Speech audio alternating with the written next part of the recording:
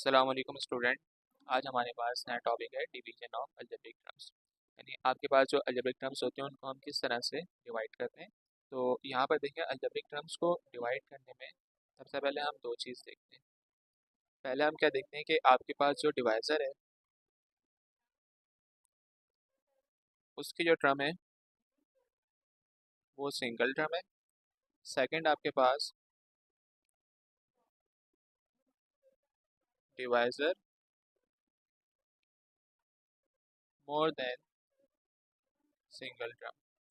इसका मतलब क्या है कि जब आप लिखेंगे ना, जैसे आपके पास कोई एक्सप्रेशन गिवन है डिवाइडेड बाय, तो उसके बाद आपके पास सिंगल टर्म होगी। फॉर एग्जांपल लिखा होगा 5a, ठीक है, divided by x square minus का 10x³ डिवाइडेड बाय के बाद जो आपके पास टर्म होगी वो सिंगल टर्म होगी।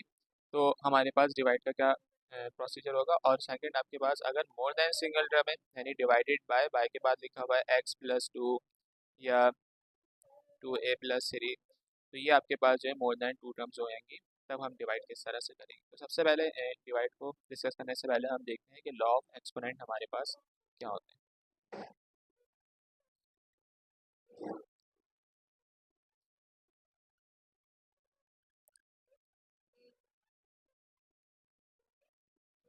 इन जनरल अगर हम बात करें लॉ ऑफ एक्सपोनेंट की, तो ये बात हम जानते हैं कि हमारे पास जो है वो x जो है वो एज अ बेस है, और इसके एक्सपोनेंट में हमने यहाँ पर लिखा है इन जनरल m, और यहाँ पर हमने क्या लिखा है n। ये चीज़ हमें पता है कि जो आपके पास यहाँ पर x लिखा हुआ है ये एज अ बेस है, और इसके ऊपर जो आपके पास है ये पावर है जिसको हम एक्सपोनेंट भी कहते हैं। तो लॉ ऑफ एक्सपोनेंट आपके पास क्या कहता है, अगर दो वैल्यूज़ आपके पास डिवाइड हो रही हो सेम बेस की, यानी कि आपके पास बेस जो है वो सेम है, तो हम क्या करते हैं उस बेस को एक कंसिडर कर लेते हैं, और जो डिनोमिनेटर में आपके पास पावर होती है वो ऊपर आके माइनस की हो जाती है, यानी कि उसका साइन चेंज हो जाता है। सेकंड आपके पास लॉ ऑफ एक्सपोनेंट क्या है कि आपके पास कोई भी नंबर या वेरिएबल जिसकी पावर जीरो, तो वो हमारे पास बराबर होता है 1 के। ठीक है, तो इन दो लॉ ऑफ एक्सपोनेंट की मदद से हम अपनी एक्सरसाइज को सॉल्व करेंगे।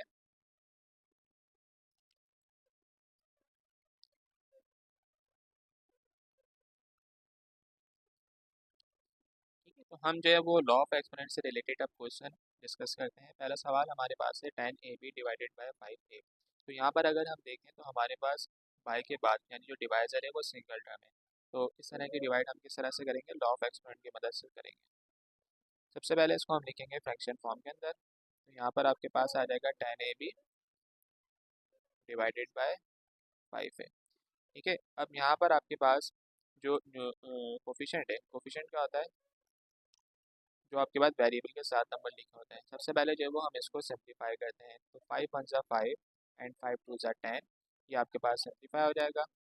सिंप्लीफाई होने के बाद लॉ ऑफ एक्सपोनेंट हमने पीछे क्या डिस्कस करा था कि अगर आपके पास x एक बेस है इसकी पावर m है, और x आपके पास है बेस इसकी पावर है n, तो हम बेस को एक कंसीडर करते हैं, पावर ऊपर आके माइनस हो जाती है। ठीक है, तो इसकी मदद से इसको हम सॉल्व करेंगे। कोफिशिएंट हमारे पास आ जाएगा 2। अब देखें आपके पास a ऊपर भी लिखा था a नीचे भी लिखा था, तो हम a को ऐसा बेस कंसीडर करेंगे, और कोई पावर इसके नहीं लिखी, इसका मतलब है यहाँ पर 1 मौजूद है, और नीचे वाले a की पावर यहाँ पर 1 है, जब ऊपर आएगी तो वो क्या हो जाएगी माइनस का 1। देन उसके बाद आ जाएगा b। अच्छा, ये 2 एज इट इज रहेगा, a की power 1 - 1 which is equals to 0 and b। Second law of exponent हमने क्या डिस्कस करा था कि आपके पास कोई भी वेरिएबल या नंबर जिसकी पावर 0 है वो बराबर होता है 1 के। तो हम a की पावर 0 इसको रिप्लेस करेंगे 1 से, and b as it is. अब 2 जो है वो 1 से मल्टीप्लाई हो रहा है, तो 2 × 1 = 2 b, ये हमारा रिक्वायर्ड आंसर होगा। अच्छा, यहाँ पे जो आपके पास वेरिएबल थे इनकी पावर्स है वो लीनियर थी, यानी कि पावर आपके पास 1 थी, तो 1 पावर को डिवाइड करना हमारे लिए आसान होता है। सेकंड क्वेश्चन हम यहाँ पर डिस्कस करेंगे। फॉर एग्जांपल आपके पास है -5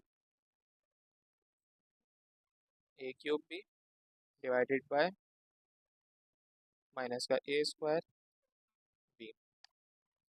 अब इस क्वेश्चन को हम किस तरह से डिवाइड करेंगे, सबसे पहले हम इसको फ्रैक्शन फॉर्म में लिखेंगे। आ जाएगा -5 a³ b divided by -a² b। ठीक है, अब यहाँ पर देखें आपके पास जो है वो जो b है डिनोमिनेटर में वो भी मौजूद है, तो सबसे पहले आपके पास जो नेगेटिव साइन है, यानी इस माइनस से इस माइनस साइन को हम कैंसिल आउट कर देंगे। यानी साइन आपके पास जो ऊपर नीचे होते हैं, अगर वो सेम साइन है तो वो कैंसिल हो जाते हैं। देन आपके पास जो वेरिएबल है वो ए और बी है। तो law of exponent her step में आपको शो कराने की ज़रूरत नहीं है। अगर आपको एक सवाल में समझ में आ गया तो आप इसको कंटिन्यू भी कर सकते हैं। यहाँ पर आप लिखेंगे 5। अच्छा, ए आप एक कंसिडर कर लेंगे, ऊपर वाले ए की पावर क्या है 3, और नीचे वाला जो ए आपके पास है वो है 2, तो ऊपर आके जाएगा -2। इसी तरीके से आपके पास बी डिवाइडेड बाय बी है, यानी कि बी आपके पास बेस है, इसकी पावर हो जाएगी 1 - 1। सो यहाँ पर हम लिख सकते हैं 5 ए की पावर 1, यानी 3 - 2 1, 1 हमें लिखने की ज़रूरत नहीं है, और बी की पावर क्या आ जाएगी 0। और हमें पता है कि किसी भी वेरिएबल की पावर 0 ये बराबर होती है 1 के। सो फाइनली हमारा आंसर क्या आ जाएगा 5 ए। ठीक है।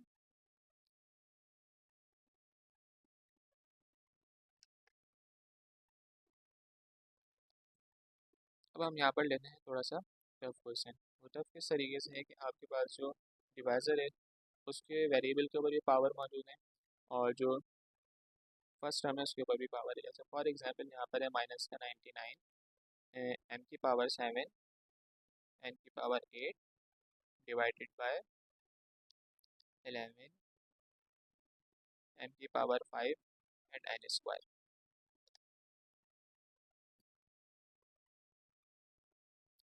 तो सबसे पहला काम हमारा क्या होता है कि जो भी गिवन क्वेश्चन है उसको हम फ्रैक्शन फॉर्म में लिखते हैं। जो फर्स्ट टर्म आपके पास होती है वो हमेशा न्यूमरेटर में आती है, -99 एम की पावर 7 एन की power 8 then divided by 11 m की पावर 5 एंड एन स्क्वायर।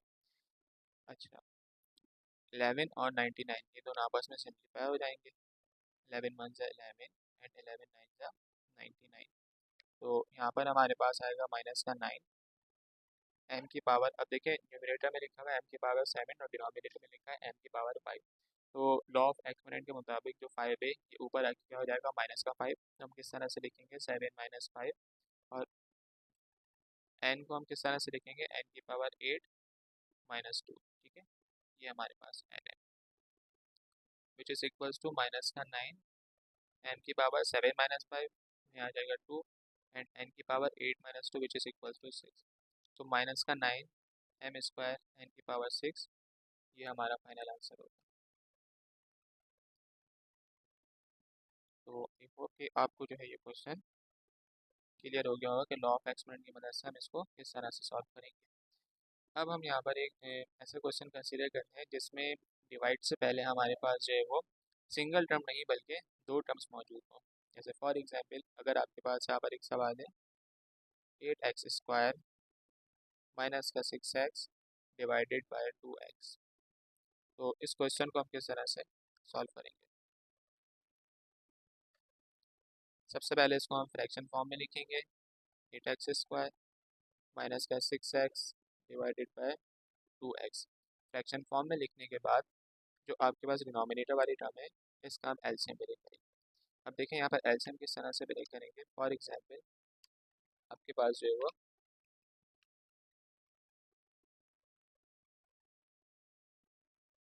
एक वैल्यू लिखी हुई है 1+5/4। तो इसका मतलब क्या होता है कि ये 1 के नीचे भी 4 लिखा हुआ है और ये 5 के नीचे भी 4 लिखा हुआ है। ठीक है, दोनों टर्म्स के नीचे मौजूद है। तो इसी तरीके से जो आपके पास यहाँ पर 2x लिखा हुआ है ये आपके पास 8x² के नीचे भी और माइनस के 6x के नीचे भी, तो इसको हम कहते हैं एलसीएम ब्रेक करना। तो यहाँ आ जाएगा 8x² अपॉन 2x माइनस यहाँ आ जाएगा 6x/2x। जब आप इस तरह से लिख देंगे, लिखने के बाद जो कोफिशिएंट है यहाँ पर अगर वो सिंप्लीफाई हो रहा होगा तो इसको हम सिंप्लीफाई कर देंगे। जैसे यहाँ पर हम देखें तो 2 1 ज़ा 2, 2 4 ज़ा 8, ये कैंसिल आउट हो रहा है। यहाँ हम देखें ना 2 1 ज़ा 2 एंड 2 3 ज़ा 6, ये भी कैंसिल आउट हो रहा है। तो फर्स्ट टर्म जो हमारे पास इसमें हमारे पास क्या बचा है 4, और वेरिएबल की अगर हम बात करें तो यहाँ पर स्क्वायर और नीचे वाला एक्स की पावर ऊपर आके हो जाएगी -1, तो हो जाएगा 3x की पावर 1 - 1, देन 4x की पावर 1 -3 और x की power 1 - 1 which is equals to 0। तो हम यहाँ पे लिख सकते हैं x की पावर 0, और हमें पता है कि वेरिएबल की पावर 0 बराबर होती है 1 के, तो इसकी जगह हम लिखेंगे 1। तो फाइनली हमारे पास आंसर आ जाएगा 4x माइनस का 3। तो इस क्वेश्चन के अंदर जो हमने डिस्कस करा वो क्या डिस्कस करा था कि दो टर्म्स आपके पास थी, वो डिवाइड हो रही थी 2x से। अच्छा, अब हम यहाँ पर एक और क्वेश्चन देखते हैं जिसके अंदर हमारे पास टू टर्म्स मौजूद हैं।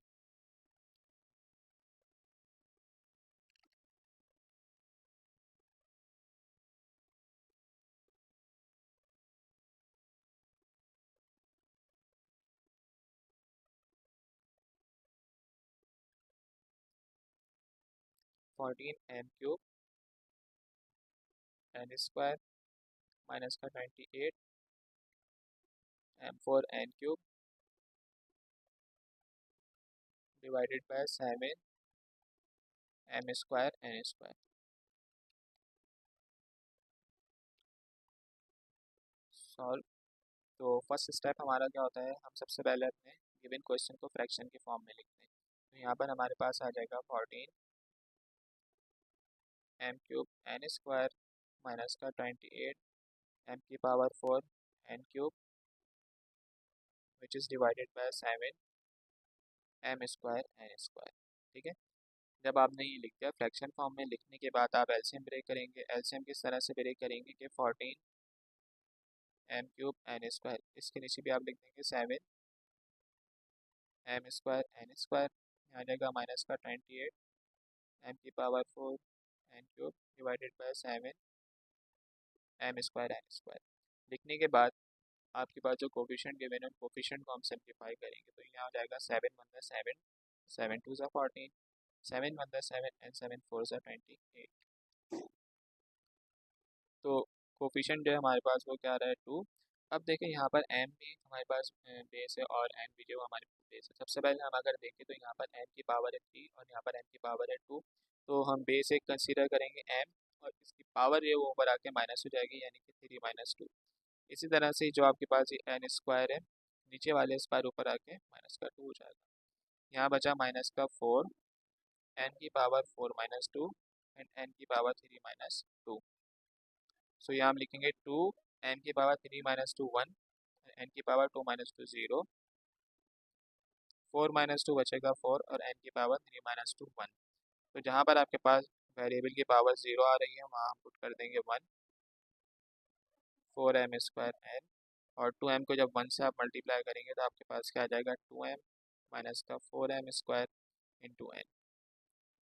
सो ये हमारे पास जो है रिक्वायर्ड आंसर होगा। ठीक है, तो इस सवाल के अंदर जो हमारे पास टर्म्स थी उनके अंदर दो टर्म्स मौजूद थी और उनके वेरिएबल भी देते हैं, वो भी हमारे पास दो थे, यानी थोड़ा सा हमारे लिए कॉम्प्लेक्स सा क्वेश्चन था। एक और क्वेश्चन हम यहाँ पर डिस्कस करते हैं, question number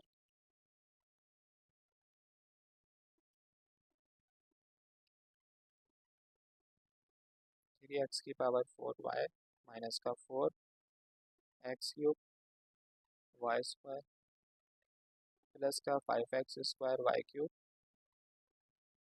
divided by minus का x स्क्वायर वाई। अब इसमें हमारे पास दो टर्म्स नहीं है बल्कि तीन टर्म्स मौजूद है। तो जब तीन टर्म्स हमारे पास होंगी तो उसको हम किस तरह से सॉल्व करेंगे। मेथड हमारे पास वही है, स्टेप्स आपके पास जो वो थोड़े से इंक्रीज हो जाएंगे। जैसे सबसे पहले हम यहाँ पर क्या करेंगे, इसको फ्रैक्शन फॉर्म में लिख देंगे। फिर एक्स की पावर 4y माइनस का 4x cube y square plus का 5x square y cube divided by minus का एक्स स्क्वायर वाई। देन उसके बाद हम एलसीएम ब्रेक कर देंगे, यानी कि हर एक टर्म के नीचे आपके पास डिनोमिनेटर को लिख देंगे। तो फिर ये एक्स वाई इसके नीचे भी आ जाएगा माइनस का एक्स स्क्वायर वाई माइनस का 4x cube y square divided by minus का एक्स स्क्वायर वाई प्लस का 5x square y cube divided by minus का एक्स स्क्वायर वाई। अब अगर हम डिनोमिनेटर में देखें तो हमारे पास वहाँ पर कोई कोफिशिएंट मौजूद नहीं है। इससे पहले सवाल में हमारे पास कोफिशिएंट था तो हमने उसको सिंप्लीफाई किया था। तो यहाँ पर हम सिंप्लीफाई नहीं करेंगे बल्कि लॉ ऑफ एक्सपोनेंट यूज़ करते हुए सिर्फ वेरिएबल्स की पावर को सॉल्व करेंगे। अच्छा, अब यहाँ पर अगर आपके पास डिनोमिनेटर में ये साइन मौजूद होगा तो इसको हम यहाँ शिफ्ट कर देते हैं। तो जो माइनस साइन है ये आपके पास यहाँ आ जाएगा माइनस का 3, और बेस हमारे पास है एक्स, इसकी पावर हो जाएगी 4 माइनस 2 और वाई की पावर हो जाएगी 1 माइनस 1। अब दो साइन आ गए यहाँ पर, देखिए इधर आपके पास माइनस साइन है और यहाँ पर भी माइनस साइन है। जब दो साइन इस तरह से लिखे होते हैं तो ये साइन इस साइन से मल्टीप्लाई होते हैं, और हमें पता है कि माइनस माइनस जो होता है वो क्या होता है, प्लस। हम यहाँ लिखेंगे प्लस, उसके बाद आ जाएगा 4 x⁻³ एंड y⁻2 - 1। देन ये वाला प्लस और ये वाला माइनस, तो minus plus which is equals to minus, यहाँ आ जाएगा 5 x⁻² - 2 and y⁻3 - 1। -3 x⁻4 - 2 which is equals टू 2 एंड y⁻1 - 1, तो क्या बचेगा 0। यहाँ आ जाएगा प्लस का 4 x⁻1 एंड y⁻1, माइनस का 5 x⁻0 एंड y⁻2। तो आपके पास जो दो टर्म्स हैं उनकी पावर 0 आ रही है, उसकी जगह पर हम क्या लिखेंगे, 1 लिखेंगे। प्लस का 4xy माइनस का 5 y², और माइनस का 3 जब 1 से मल्टीप्लाई होगा तो यहाँ आ जाएगा माइनस का 3x² प्लस का 4xy माइनस का 5y²। सो ये हमारे पास फाइनल आंसर हो जाएगा। तो इस क्वेश्चन में जो हमारे पास टर्म थी वो टोटल 3 टर्म्स मौजूद थी, जिनको हमें डिवाइड करना था सिंगल टर्म से। अब इससे रिलेटेड मैं आपको कुछ क्वेश्चन होमवर्क में दे रहा हूँ जो आप सॉल्व करेंगे।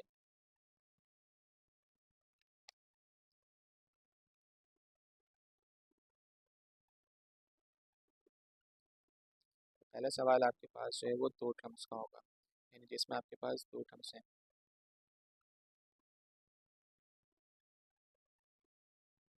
15ab माइनस का 5bc डिवाइडेड बाय माइनस का 5b, and question number 2 is x की पावर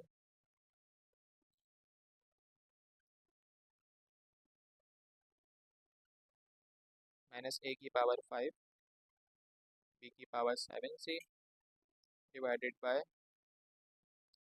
a की पावर 4 एंड b की पावर 5। तो ये दो क्वेश्चन है, इनको हम लॉ ऑफ एक्सपोनेंट की मदद से सिंप्लीफाई करेंगे।